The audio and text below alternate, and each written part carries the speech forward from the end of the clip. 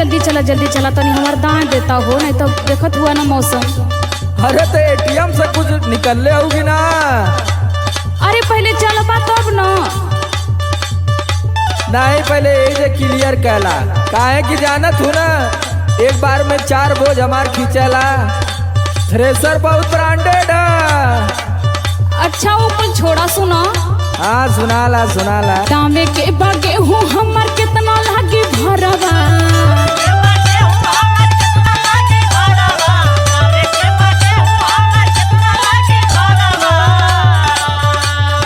दामे के बागे हूँ हमर कितना लागी भरवा। थ्रेसर लेके चला हो ड्राइवरवा।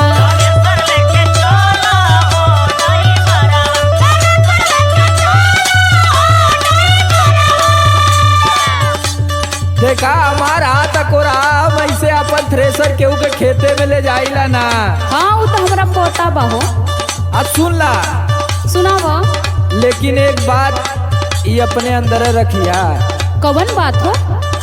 तहरा से एको पैसा भरा ना मंगाई।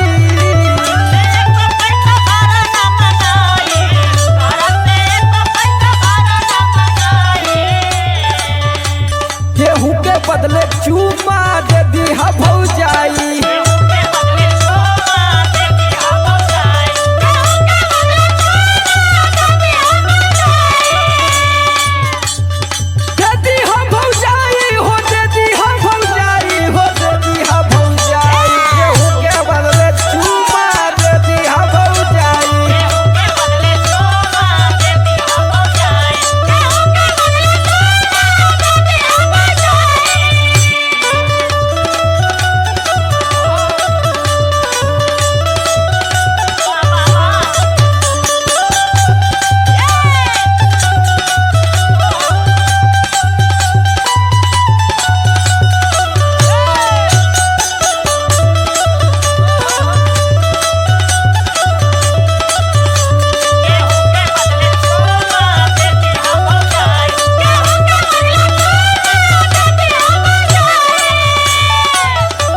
अच्छा मना मजाकों को कोनो हद होला।